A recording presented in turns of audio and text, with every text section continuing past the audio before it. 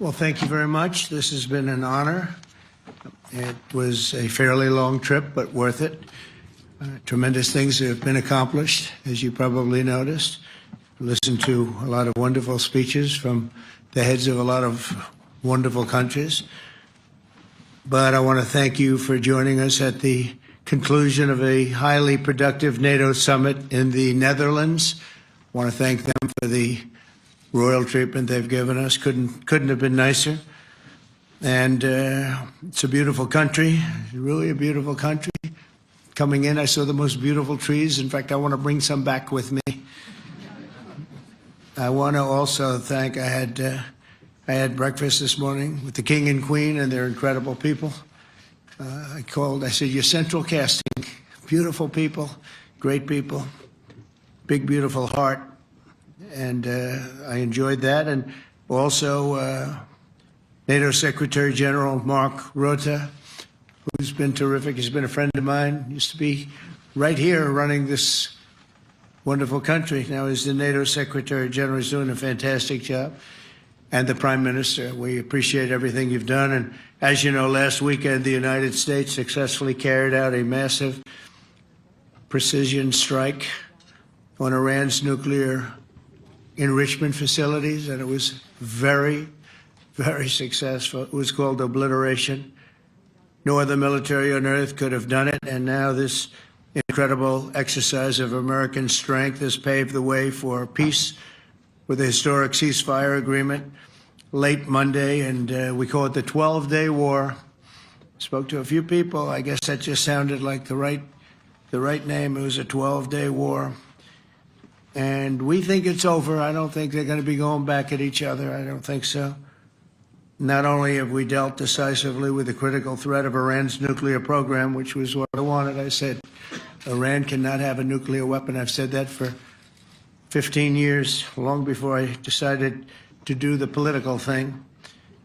But we've also reasserted the credibility of American deterrence, which is like no other. The people at NATO said there's never been anything. You know, I rebuilt the entire military during my first term. And we have a great military. We have great generals. I got to know the good ones and the bad ones. We kept the good ones.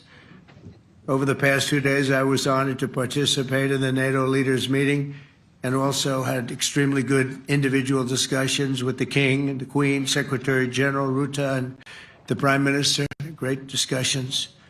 Very knowledgeable people. Major focus of our conversations at the summit was the need for other NATO members to take up the burden of the defense of Europe, and that included the financial burden. As you know, it was 2%, and we got it up to 5%. And they said, a couple of them came up to me. One in particular said, sir, we've been trying to get it up to 3% for 20 years, and we haven't been able, and you got it up to 5%. So they're going to be, most of them, I guess almost all of them, are going to be contributing now 5%, a number that people are surprised at, but you need it today. The United States accounts for 2/3 of all NATO defense spending. And since I began pushing for additional commitments in 2017, believe it or not, our allies have increased spending by $700 billion. I said to people, you don't have any money, and a lot of them weren't paying. And so I started the process, and I picked it up as soon as I got back, which is 6 months ago. And following my election last November, almost all have accelerated plans to reach the 2%, 3%, 4%, and then ultimately, very quickly, 5%. And all of this is going to be done very quickly, almost immediately. You probably know this as well as I do. I'm sure they've been talking about it. It's really been a big focus. In a very historic milestone this week, the NATO allies committed to dramatically increase their defense spending to that 5% of GDP, something that no one really thought possible. And they said, you did it, sir, you did it. Well, I don't know if I did it, but I think I did. This will be known as the Hague Defense Commitment, which is pretty good, pretty appropriate. When the allies reach this number, it will add more than $1 trillion a year. Think of that, $1 trillion per year to our common defense. And this is a monument really to victory, but it's a monumental win for the United States, because we were carrying much more than our fair share. It was quite unfair, actually. But this is a big win for Europe and for actually Western civilization. For years, past administrations failed to get most allies to contribute even the 2%. I remember when I came here, we had 4 countries that were up to 2%, and I remember Poland was there. A couple of them were there, and but most of them were. We had 28 at the time. As you know, it's increased a little bit, and they've agreed now to more than double their budgets in all cases. And Europe stepping up to take more responsibility for its security will help prevent future disasters like the horrible situation with Russia and Ukraine, and hopefully we're going to get that solved. Last week they lost 7,000 soldiers, mostly soldiers, but they're also getting hit in Kiev. They're getting hit in some of the towns also. And that means life. Life is disappearing also in the cities and towns. Should have never happened, would have never happened if I was president. I said it 1,000 times, and it never did happen. It's never even thought about.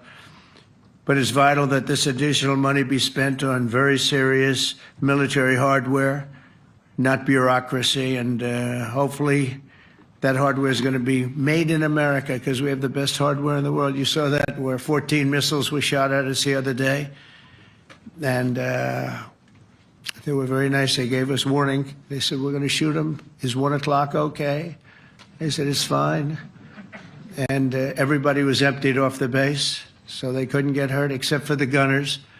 They call them the gunners. And out of 14 high-end missiles that were shot at the base in Qatar, all 14, as you know, were shot down by our equipment. Amazing stuff. Amazing that they can do. It's like shooting a bullet with a bullet. It's the same thing if you think about it.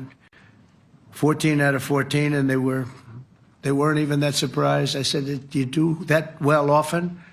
They say, we pretty much do, sir.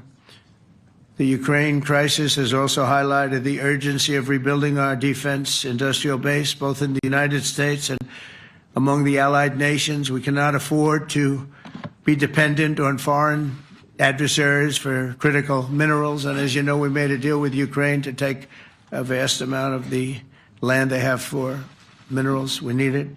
And once again, I want to thank all of the people in the Netherlands, incredible people. It's a great place.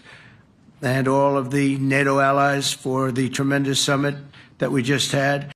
A letter just came in, and a statement came in from the Atomic Energy Commission of Israel. And I just wanted, this is an official letter, and they're very serious people, as you know.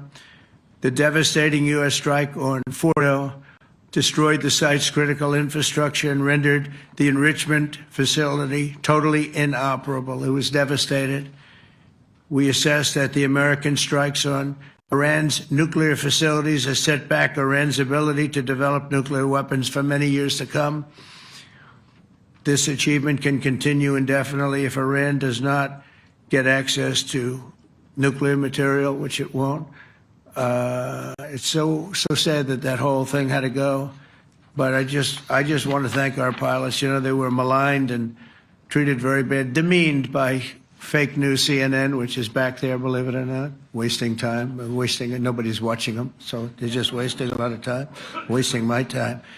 And the New York Times, they put out a story that, well, maybe they were hit, but it wasn't bad. Well, it was so bad that they ended the war. It ended the war. Somebody said in a certain way, you know, that it was so devastating, actually.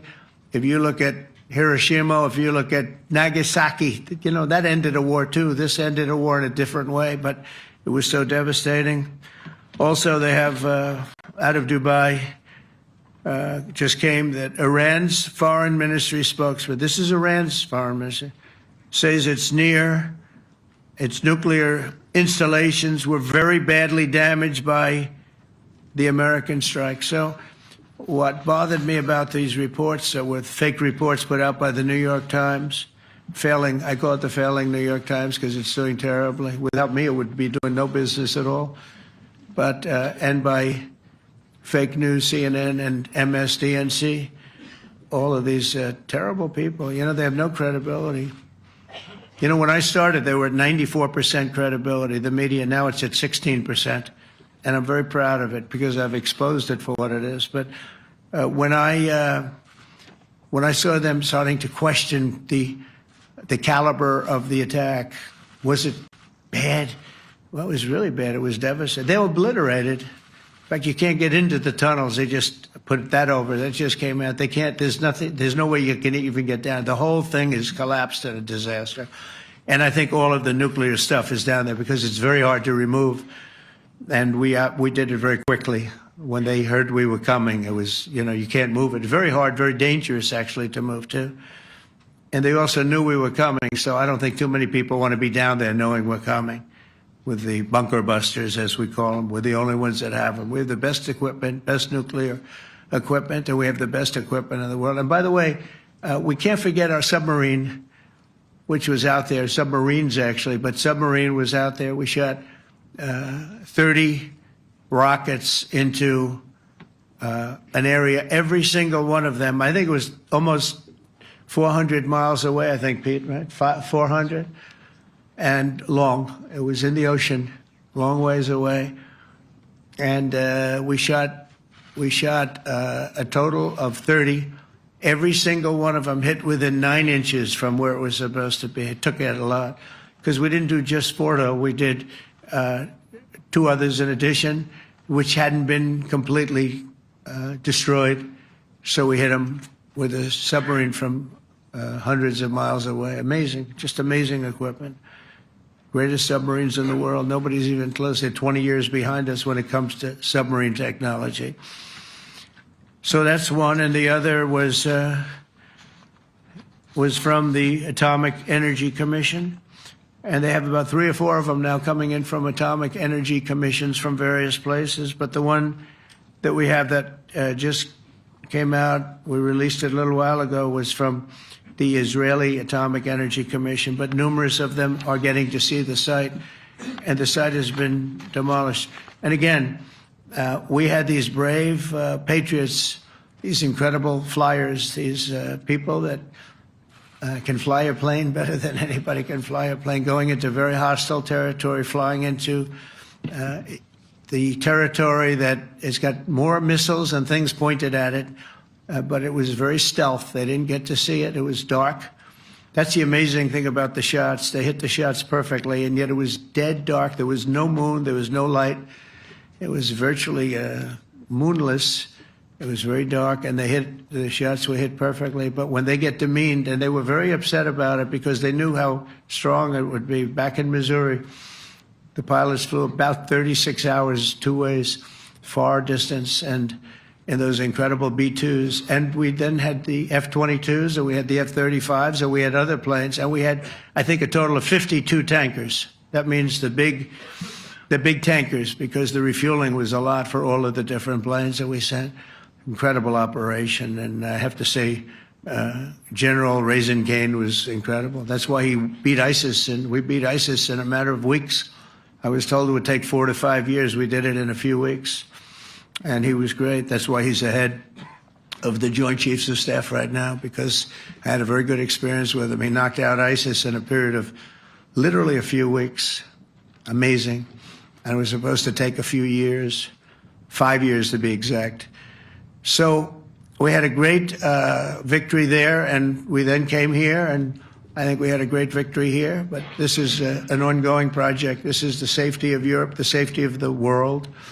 And they've raised it from 2% to 5%, something which nobody, and you're talking about over $1 trillion a year. So we're talking about a lot of money from coming in from countries that we're not paying nearly enough to be effective.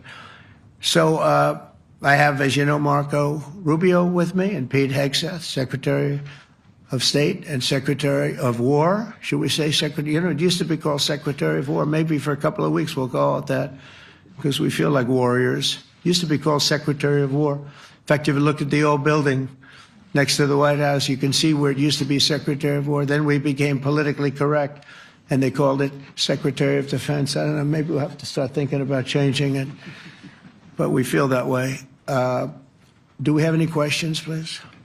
Wow. That's a lot of questions. Who's a nice person? Oh, you're not a nice person, but I'll let you ask one. Go ahead. What's he going to ask? He is not nice at all. I know him well. Thank you, Mr. President. Yeah. Thank you for taking the time before flying home.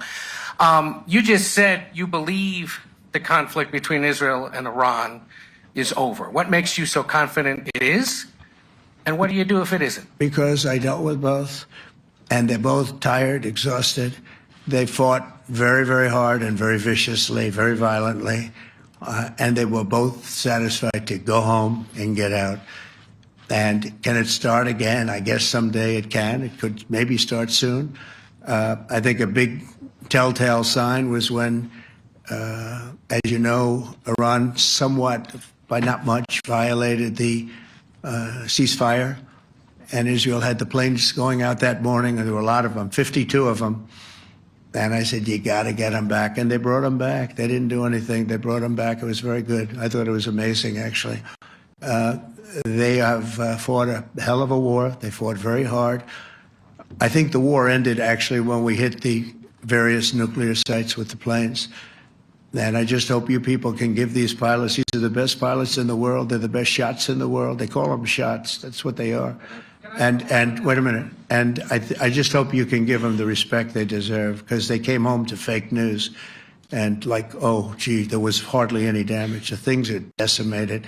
So, but I think, no, I think they're very much finished. I think Israel's going to get back to doing what they do, and I think that Iran's going to get back. You know, Iran has a huge advantage. They have great oil, and they can do things. I don't see them getting back involved in the nuclear business anymore. I think they've had it. They've been at it for 20 years, and I don't see that happening either. Now, if it does, we're always there. It won't be me. It'll be somebody else, but we're there. We'll have to do something about it. Yes, please, go ahead. Go ahead. Oh, fake news, CNN? Oh, yeah, here we go. Wait till you hear this question.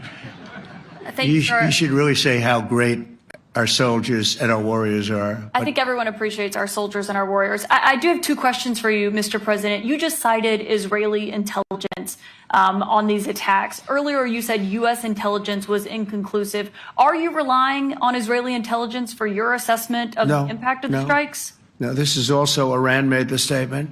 And it's also, if you read the document that was given, that Pete can talk about if you'd like, the document said it could be very severe damage, but they didn't take that. They said it could be limited or it could be very severe. They really didn't know, other than to say it could be limited or it could be very, very severe. And you didn't choose to put that because it was very early after. Since then, we've collected additional intelligence. We've also spoken to people who have seen the site, and the site is obliterated. And we think everything nuclear is down there. They didn't take it out. Okay, question? Please, go ahead. Go ahead. Yeah. Blue dress. Thank you so much, Mr. President. Yesterday, you said China can now continue to purchase oil from Iran. Yeah. Are you giving up on your maximum pressure campaign? Because there are sanctions right now. With who? On Iran. No, look, they just had a war. The war was fought. They fought it bravely. I'm not giving up. They're in the oil business. I mean, I could stop it if I wanted. I could sell China the oil myself. I don't want to do that. They're going to need money to put that country back into shape. We want to see that happen. Would it? No, if they're going to sell oil, they're going to sell oil. We're not taking over the oil. We could have, you know. I used to say with Iraq, keep the oil. I could say it here, too. We could have kept the oil. No, China is going to want to buy oil. They can buy it from us. They can buy it from other people. But you're going to have to put that country back into shape. It desperately needs money. Yeah. Mr. President. Yeah, please. Here we go. I'm picking the beauties today. Go ahead. Mr. President, Secretary General Rutte has described President Putin as an adversary, a threat, an enemy. Do you view him the same way? And in addition to that, you mentioned General Kane, your chief of staff, the chairman of the Joint Chiefs of Staff. General Kane. Yes. He has said that Mr. Putin has territorial ambitions beyond Ukraine. Do you view that in the same way? Possible. I mean, it's possible. I know one thing. He'd like to settle. He'd like to get out of this thing. It's a mess for him. He called the other day. He said, "Can I help you with Iran?" I said, "No, you can help me with Russia." Because, in the last few weeks, we took care of India and Pakistan, Kosovo, Serbia. I think on Friday we have coming in, the Congo is coming in, and Rwanda is coming in. That was a vicious war that went on, a machete war, heads chopped off all over Africa. They're coming in. We did 2 others in addition to that. Nobody's ever done anything like this. No, I consider him a person that's, I think, been misguided. I'm very surprised, actually. I thought we would have had that settled easy. I've settled 4 of them in the meantime. But he did call up, and he said, he's close to Iran. He'd like to help us get a settlement. I said, no, you help me get a settlement with Russia. And I think we're going to be doing that, too. Yeah, please. Go ahead, please. Thank you, Mr. President. You've made clear your position on what impact the strikes had. I wanted to ask you what is next with Iran. For instance, is there any indication from U.S. intelligence that Iran was able to move any material? No, just the opposite. We think we hit them so hard and so fast they didn't get to move. And if you knew about that material, it's very hard and very dangerous to move. It's called, in many people, they call it dust, but it's very, very heavy. It's very, very hard to move. And they were way down, they're 30 stories down. They're literally 30, 35 stories down underground. You think you got it all? Oh, yeah, we think we got it. We think it's covered with granite, concrete, and steel. Can I ask you, are you interested in restarting negotiations with Iran? And if so, have they reciprocated? So Or is our this sort of people, settled? Marco could answer this, but our people are not, I'm not. The way I look at it, they fought, the war's done, and, I could get a statement that they're not going to go nuclear. We're probably going to ask for that, but they're not going to be doing it. But they're not going to be doing it anyway. They've had it. They've had it. Now, maybe someday in the future we'll want that. But I've asked Marco, do you want to draw, I just asked him the question as we were walking on the stage, do you want to draw up a little agreement for them to sign? Because I think we can get them to sign it. I don't think it's necessary. Marco, do you want to talk about that, please? Well, Mr. President, I think President Trump has shown a willingness to meet and talk to anybody in the world who's interested in peace.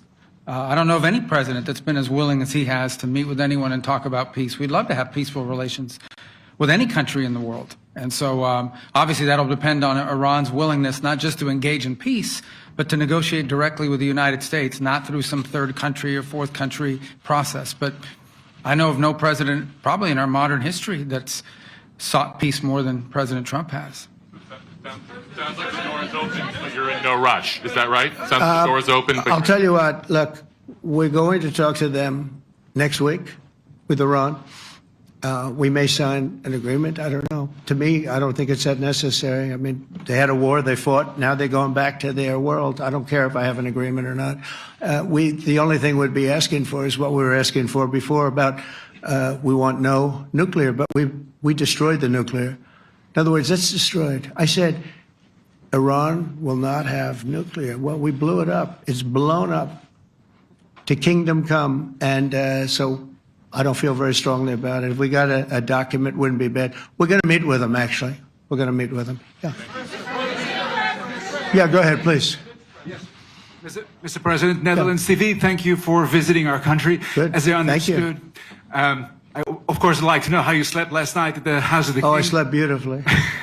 But probably a more serious question. I think you just had a meeting with President Zelensky. Did you discuss any ceasefire in this Russo-Ukrainian? No, I wanted to know how he's doing. He was very nice, actually. We had little rough times sometimes. He was couldn't have been nicer. I think he'd like to see an end to this. I do. I think what I took from the meeting couldn't have been nicer, actually. But I took from the meeting that he'd like to see it end. I think it's a great time to end it. I'm going to speak to Vladimir Putin and see if we can get it ended. But look, these are brave people. They're fighting these wars all over the place.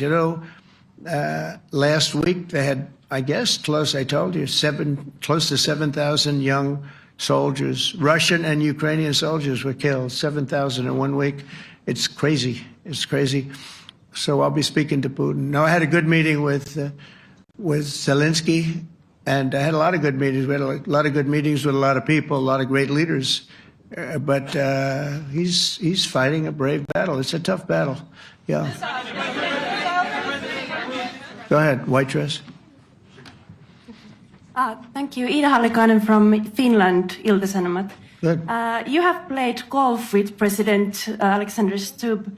How do you see Finland as a NATO ally and partner, and how would you describe your relationship with our president? Well, he's a very good golfer, okay?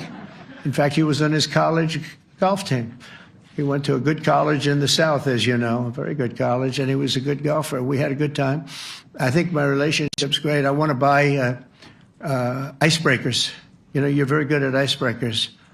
And I actually made him an offer. I didn't go to Congress. They'll try and impeach me for this. But there's an old, it's not old, it's fairly new, but it's used icebreaker. And I offered him about 1/3 of what he asked for. But we're negotiating. We need icebreakers in the U.S. And if we can get some inexpensively, I'd like to do that. Actually, they'll fix it up, make it good. Also, we may buy some icebreakers. You know, you're the king of icebreakers, that particular country. They make them good. They make them really good, and they know what they're doing. And so we're negotiating with them for about 15 different icebreakers. But one of them is available now. It's old, and it's, old. It's like 5-6 years old. And we're trying to buy it. I'm trying to make a good deal. That's all I do my whole life. My whole life, that's all I do is make deals. Yeah, please. Go ahead. Sir, go ahead. Yeah, a question for NewsHour, Dutch TV. First of all, on Article 5, on your way here, you spoke about the commitment of the U.S. to Article 5, saying, I'll give you my definition once we're here. Yeah. What is your definition, and may the U.S. commitment to Article 5 change in case some of the NATO members do not reach the threshold that was discussed today? My second question is following up on the colleague on Iran. What intel reports do say that everything over there was obliterated? Yeah, well, there are numerous of those reports, and they're coming out fast and furious. But the most respected ones we've already seen. And I will say that on a very confidential basis, they're looking at the reports, like numerous reports, and including people going to the site and checking the site. And they're going to be having, I guess you're going to be having over the next couple of days a full, you're going to encapsulate it. But no, the site was obliterated, just like I said it was. And just like the pilots should be given credit for. As far as Article 5, look, when I came here because it was something I'm supposed to be doing, but I left here a little bit differently. I said, I watched the heads of these countries get up, and the love and the passion that they showed for their country was unbelievable. I've never seen quite anything like it. They want to protect their country, and they need the United States. And without the United States, it's not going to be the same. And you can ask Mark, or you can ask any of the people that were there. It was really moving to see it. They love their country. They were so respectful of me because I'm the head of the United States. And I made, the King of Saudi Arabia, when I was in the Middle East. So I was in Qatar for a different reason, not a reason to get shot at. We were in there for economic development reasons, Qatar, UAE, and Saudi Arabia. All three leaders of those countries, and we took back $5.1 trillion into the United States. All three leaders said, you're presiding over the hottest country in the world. The United States right now is the hottest. Everybody wants to be there. Everybody wants a piece of it. He said, a year ago, your country was dead. You had a deadhead running it. You had a country that was dead, and it was dead. You had people pouring through the borders. You had inflation. You had everything. He said, you've made it in 5 months at that time. You've made it the hottest country. This is the hottest country in the world. The United States right now is the hottest country in the world. And when I was around that table, it was a nice group of people, many of whom I knew from previous. When I saw the passion they had for the country, almost everyone, and you probably have the tapes, it was very public, but almost every one of them said, thank God for the United States. Without the United States, they couldn't really have NATO. It wouldn't work. It wouldn't work. It will in the future because now they're paying much more money. But It wouldn't work. It was great. And I left here differently. I left here saying that these people really love their countries. It's not a ripoff. And we're here to help them protect their country. Okay, we'll do one or two more. Thank you, Mr. President. Yeah. A question on Spain. Are you satisfied with today? Oh, I think Spain's terrible what they've done. No, I do. They're the only country that won't pay the full up. They want to stay at 2%. I think it's terrible. And, you know, they're doing very well. The economy is very well. And that economy could be blown right out of the water with something bad happening. You know, Spain is the only country that... Are you from Spain? Yeah. Good, congratulations. You're the only country that is not paying. I don't know what the problem is. I think it's too bad. So we'll make it up. You know what we're going to do? We're negotiating with Spain on a trade deal. We're going to make them pay twice as much. And I'm actually serious about that. We're going to make Spain... I like Spain. I have so many people from Spain that it's a great place and they're great people. But Spain is the only country out of all of the countries that refuses to pay. And, you know, so they want a little bit of a free ride. But they'll have to pay it back to us on trade because I'm not going to let that happen. It's unfair. It's unfair to NATO. All right, sir, please. Go ahead, right in the back. Yeah, you, tall one. The tall man. Mr. President, Johannes Petra from Austrian National Television. How are you? You once said that you would end the Ukraine war in 24 hours. You later said that sarcastically. Well, of course it was sarcastic. But you've now been in office for 5 months and 5 days. Why have you not been able to end the Ukraine war? Because it's more difficult than people would have any idea. Vladimir Putin has been more difficult. Frankly, I had some problems with Zelensky. You may have read about him. And it's been more difficult than other wars. I mean, look, we just ended a war in 12 days that was simmering for 30 years, frankly. We ended Rwanda and the Congo. It's coming to sign the documents. We've already signed basic documents, but they're coming, I think, to the White House on Friday. We ended Serbia was going to go at it. But maybe the most important of all, India and Pakistan. And that wasn't whether or not they may someday have nukes like we're talking about in the Middle East, like we're talking about with Israel and Iran. This is they have nuclear weapons. I ended that with a series of phone calls on trade. I said, look, if you're going to go fighting each other, it was getting very bad. You know how bad that last attack was. It was really bad. If you're going to go fighting each other, we're not doing any trade deal. No, no, no, you have to do a trade deal. I said, we're not doing any trade deal. And in fact, I had the general, who was very impressive. The general from Pakistan was in my office last week. You know, Prime Minister Modi is a great friend of mine. He's a great gentleman. He's a great man. And I got them to reason. I said, we're not doing a trade deal if you're going to fight. And if you're going to fight each other, we're not doing a trade deal. And you know what? They said, no, I want to do the trade deal. We stopped the nuclear war. Go ahead. Go ahead, Jeff. Here's another beauty, Jeff. He's a beauty, all right. Go ahead. Mr. President, to follow up on Ukraine, will the United States contribute any more money to Ukraine's defense this year to the $5 billion that allies are giving? And one question, you had another meeting with the Dutch opposition leader, Mr. Wilders. Can you tell us about that meeting? And are you upset about his anti-Muslim stance? I'm not upset about it. It's just his view. He's unhappy with the way things are going in this country and various countries. He was an opposition leader. And I was asked to meet with the opposition leader by the people that are running. I think they have some deal where if you have a meeting, you're supposed to meet with an opposition leader. I said, that's strange. We don't do that. But I met with I didn't know him. He seemed like a very nice guy, but he's in opposition to the current people, and that was set up by the current people. So I assume when I met with the Prime Minister, you're supposed to meet with the opposition. We'll have to try that sometime in our country. Let's not do it. But I thought he was very good. As far as money going, we'll see what happens. There's a lot of spirit. Look, Vladimir Putin really has to end that war. People are dying at levels that people haven't seen before for a long time. Go ahead. Go ahead. White shirt. Oh, she's all excited. So, BBC News Ukrainian. I would Where are like you to ask from? you- I'm from Ukraine. Oh, So my wow. question to you is whether or not the US is ready to sell anti-air missile systems Patriot to Ukraine. We know that Russia has been pounding Ukraine really heavily right now. Are you And, living yourself now in Ukraine? my husband is there. Wow. And I can see you very, it's amazing. and me with the kids. I'm in Warsaw actually because he wanted me to be. Is your husband a soldier? No? He's He's there now? yeah Wow. That's rough stuff, right? That's tough. And you're living here? in Warsaw. And you're a reporter?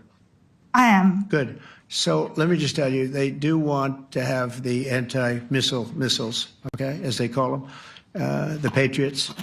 And we're going to see if we can make some available, They're very hard to get. We need them too. We were supplying them to Israel, and they're very effective, 100% effective. Hard to believe how effective. And they do want that more than any other thing, as you probably know. That's a very good question, and I wish you a lot of luck. I mean, I can see it's very upsetting to you. So say hello to your husband, okay? Thank you.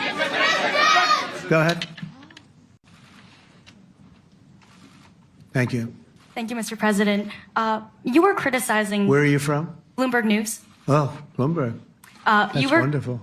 you were criticizing the Federal Reserve Chair before coming to this summit. Yeah, I think he's terrible. I was wondering if you've begun interviewing different candidates for the Fed pick. Yeah, I know within 3 or 4 people who are going to pick. I mean, he goes up pretty soon, fortunately, because I think he's terrible. We have no inflation. We have a tremendous economy. Hundreds of billions of dollars of tariff money is pouring in. Factories are being built because they don't want to pay the tariffs, so they're building them all over the country.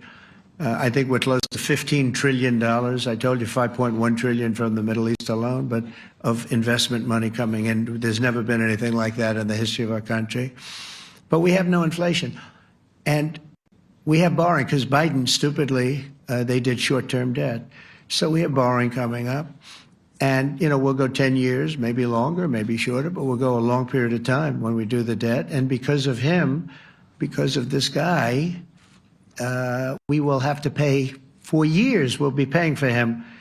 And I said to him, listen, there's no inflation. He says, but maybe there'll be some. That's true. I said, if there is some, what you do is raise the rate. I'm okay with that. You raise the rate in 2 years from now or a year from now. But because the rate's high, we have to pay more for debt. It's pretty equal. In other words, if it's 4%, it's 4%. If you drop it a point, you'll pay 3%. So it's fairly equal, not necessarily, but fairly equal. So we're going to end up paying maybe 2 points or 3 points more.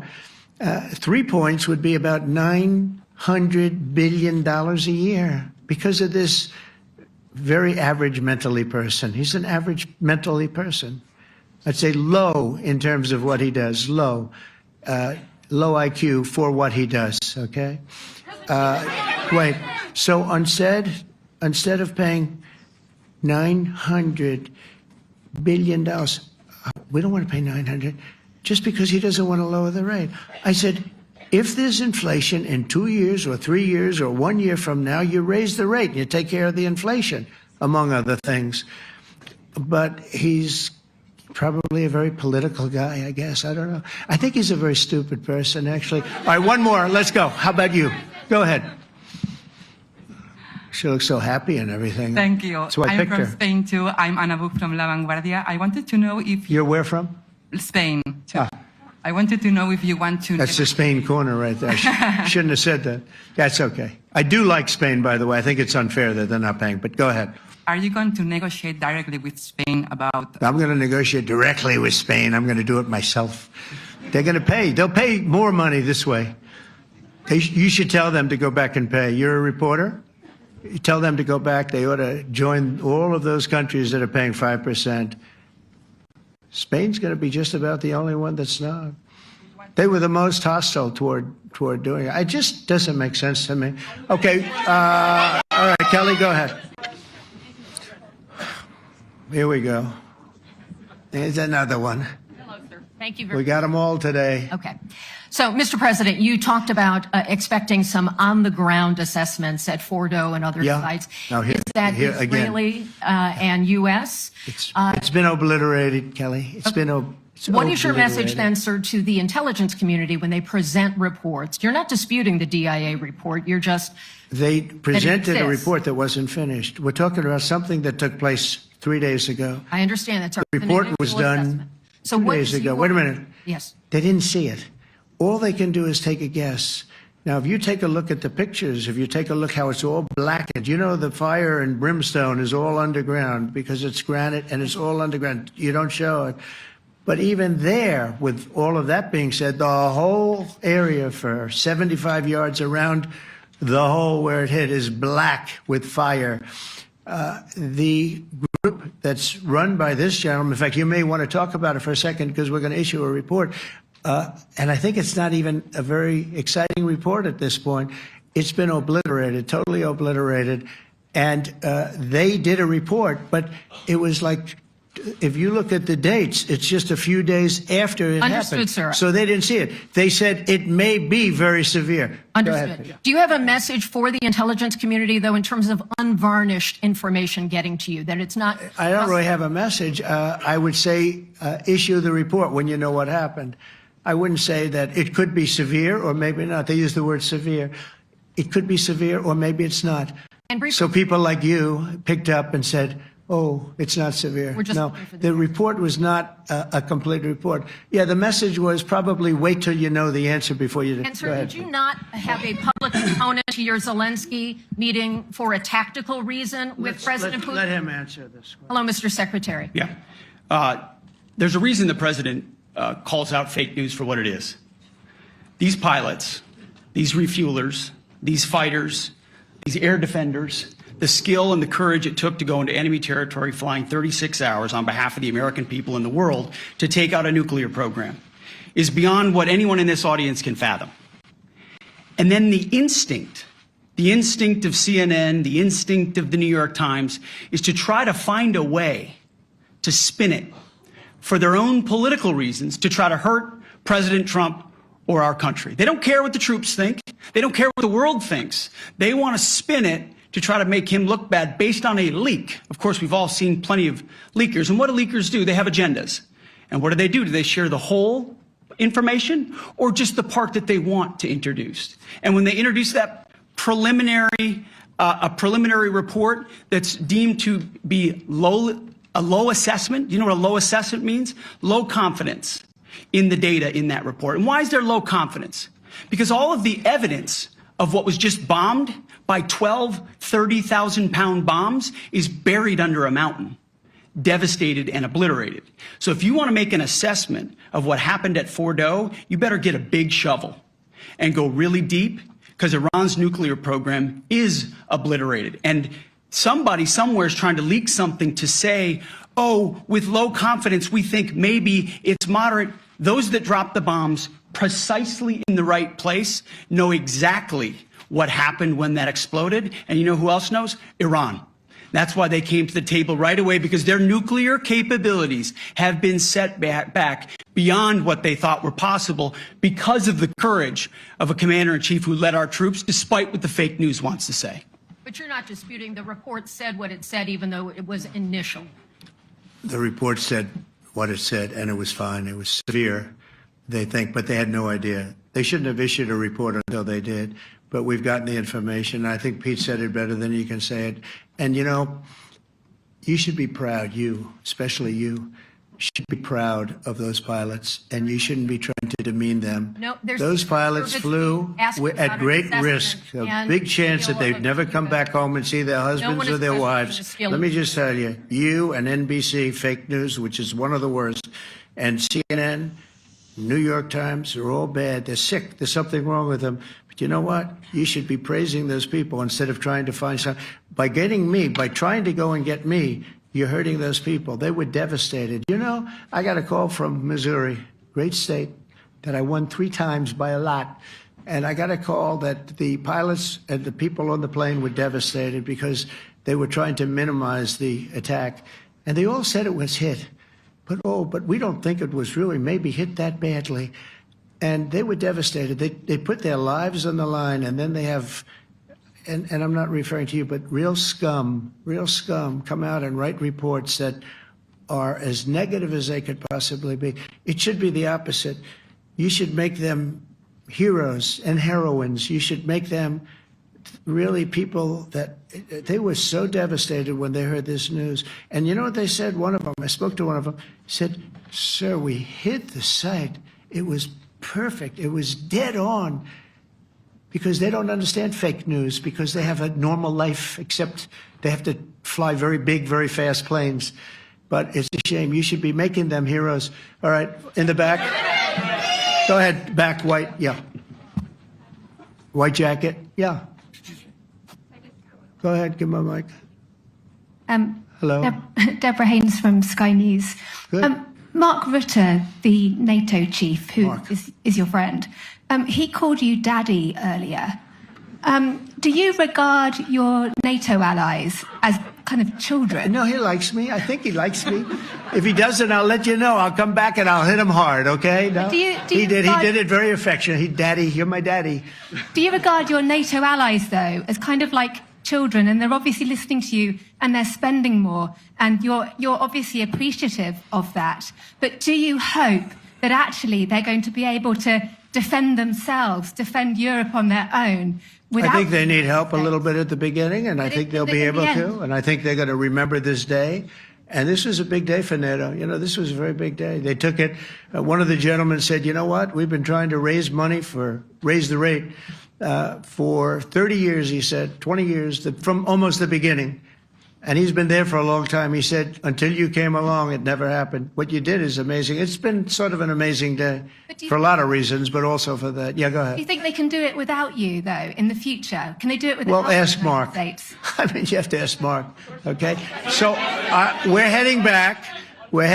I want to thank these two gentlemen behind me. They're incredible people, both of them. They've done a fantastic job. And Susie's in the front, and she's done great. And Monica, thank you very much. That was quite an exciting time. And we're going to be heading back. We'll be back soon, and we'll see you in Washington, D.C. Remember this, we have the hottest country anywhere in the world. Thank you very much, everybody. Thank you.